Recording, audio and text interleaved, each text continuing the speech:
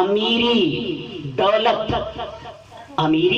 اور دولت ان کے ایمان کی پختگی اور عقیدے کی پختگی کا سبب ہے. ایمان اور عقیدے کی پختگی کا سبب ہے.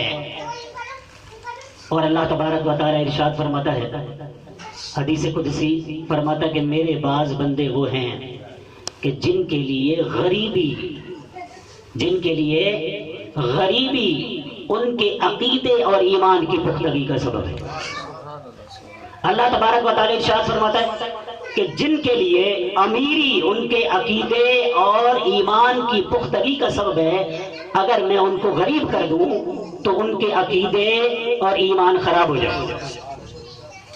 اللہ تبارک و تعالی ارشاد فرماتا ہے کہ جن کے لیے غریبی ان کے ایمان اور عقیدے کی پختگی کا سبب ہے، اگر میں ان کو اچانک سے امیر کر دوں تو ان کے عقیدے اور ایمان خراب ہو جائے. تو یہ حدیث مبارکہ، یہ حدیث قدسی اپنے ذہن میں رکھیں. اب دیکھیں کہ جن کے لیے امیری ان کے ایمان اور عقیدے کی پختگی کا سبب ہے، اگر اچانک سے غریب ہو جائیں تو پھر کیا ہوگا؟ پھر یہ ہوگا کہ پہلے کار تھی، بینک بیلنس تھا، بڑے ٹھاٹ تھے، بڑے ٹھاٹ کے ساتھ زندگی گزار رہے تھے، اچانک سے سب کچھ ختم ہو گیا. جب اچانک سے سب کچھ ختم ہو گیا تو پھر کیا کریں گے؟ پھر ہم اللہ کی بارگاہ میں شکوے بھی کریں گے، اللہ کی بارگاہ میں شکوے شکایت ہوں گے. پھر کیا ہوگا؟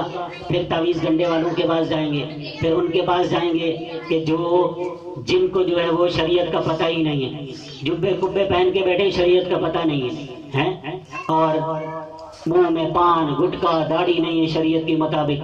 ان کے پاس جائیں گے، بابا کوئی تعویذ دے دو تاکہ ہمارے پچھلے حالات ٹھیک ہو جائیں. ہر کوئی تو یہ اس آستانے والوں جیسے نہیں ہوتے نا، ہر کوئی تو ایسے نہیں ہے نا. لوٹنے والے بیٹھے ہوئے ہیں، ان کے پاس جائیں گے، جادوگروں کے پاس جائیں گے، ہندوؤں کے پاس لوگوں کو جاتے ہوئے دیکھا، ہندوؤں کے پاس، جادوگروں کے پاس. کیوں؟ وہ ٹھاٹ پورا کرنا ہے نا. تو پہلے ٹھاٹ تھا، کار تھی، اب نہیں ہے. پہلے بینک بیلنس تھا، اب نہیں ہے. پہلے شاہی خرچے کرتے تھے، اب نہیں ہے. اب اس کو پورا کرنے کے لیے بھاگ دوڑ کر رہا ہے، حرام کی بھی پرواہ نہیں کر رہا ہے نا، حرام کی بھی پرواہ نہیں کر رہا. کہیں سے آنا چاہیے، رشوت لے گا، سود کھائے گا، پتہ نہیں کیا کیا جو ہے، چوری کرنے پر آ جائے گا، ڈکیتی مارنے پر آ جائے گا. تو یہ عقیدے اور ایمان خراب ہو گئے نا. اگر کسی ہندو کے پاس چلا گیا تعویذ لینے کے لیے، کسی جادوگر کے پاس چلا گیا تعویذ لینے کے لیے، حساب کروانے کے لیے، تو اس کا ایمان خراب ہو گیا، اس کا عقیدہ خراب ہو گیا. تو یہ یاد رکھیے گا، ہر جگہ مت جایا کرو جو شریعت کا مخالف ہے. یاد رکھیے گا کبھی بھی وہ اللہ کا ولی نہیں ہو سکتا. جس کے اندر شریعت کی پاسداری نہیں، شریعت کی پابندی نہیں، علماء فرماتے ہیں اگر وہ اڑتا ہوا بھی آ رہا ہو نا، وہ اللہ کا ولی نہیں ہو سکتا ہے، اللہ کا ولی نہیں ہو سکتا. ٹھیک ہے؟ تو ہر کسی کے پاس مت جایا کرو. یہ جو گدی ہے نا، یہ بہت بھی اہم چیز ہے. اللہ تبارک و تعالی ہر کسی کو عطا نہیں فرماتا، جس کو چنتا ہے اللہ تبارک و تعالی اس کو عطا فرماتا ہے.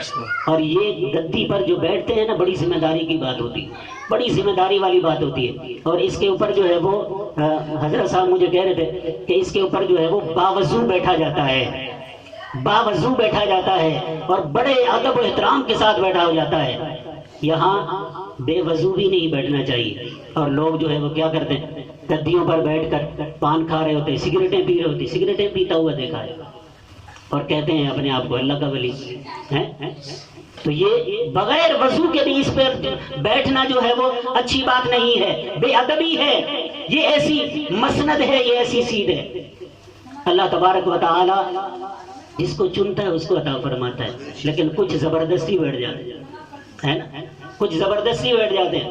تو یہ جو ہے وہ ایسے لوگوں کے پاس جانے سے پھر ہمارے عقیدے ہی خراب ہوں گے نا. ان کے اپنے عقیدے خراب ہیں تو ہمارے بھی عقیدے خراب ہوں گے جب ان کے پاس جائیں گے.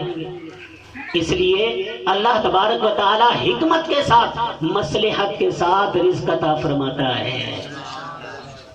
صحیح. اب اللہ تبارک و تعالیٰ یہ فرماتا ہے اگر کوئی غریب ہے، غریبی اس کے ایمان اور عقیدے کی پختگی کا سبب ہے، اگر میں اس کو امیر کر دوں تو اس کے عقیدے اور ایمان خراب ہو جائے۔ کیسے؟ اس کی مثالیں ہمارے پاس موجود ہیں۔ ہمارے پاس مثال موجود ہے قارون۔ قارون پتہ ہے آپ کو، بڑا غریب آدمی تھا، توریت کا بڑا بہترین قاری تھا، توریت کا بہترین قاری تھا، حضرت موسیٰ علیہ السلام کے چچا کا بیٹا ہے، حضرت موسیٰ علیہ السلام کے چچا کا بیٹا ہے، اور یہ بہترین قاری تھا توریت کا، اور بڑا نیک تھا پہلے۔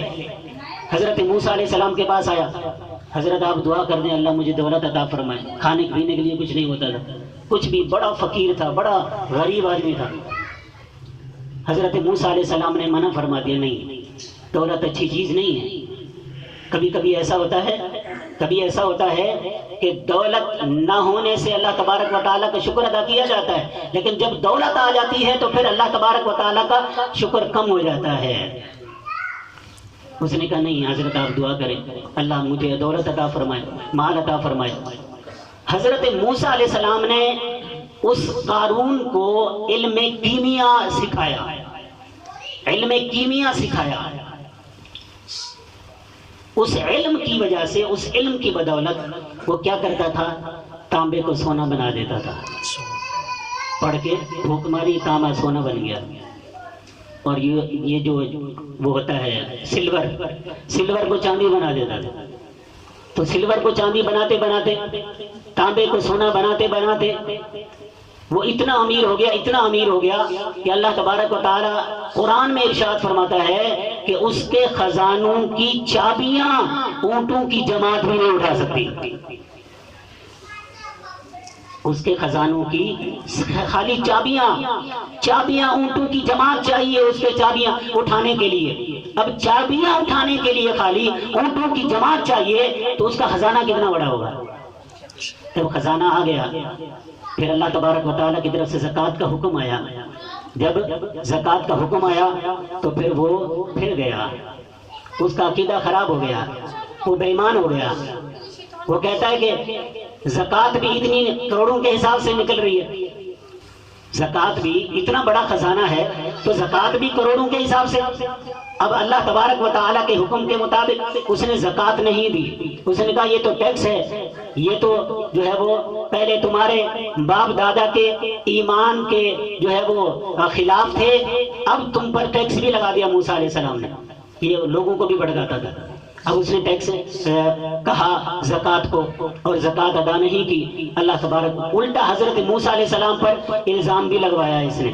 اللہ تبارک و تعالیٰ نے اس کے خزانے سمیت اس کو دھنسا دیا، اور قیامت تک رسول اللہ صلی اللہ تعالیٰ علیہ وسلم کی حدیث ہے قیامت تک وہ دھنستا ہی رہے گا، ابھی بھی دھنس رہا ہے۔ اسی طرح ثعلبہ کے بارے میں، ثعلبہ بن حاطب بڑا غریب آدمی تھا، بڑا فقیر آدمی تھا، رسول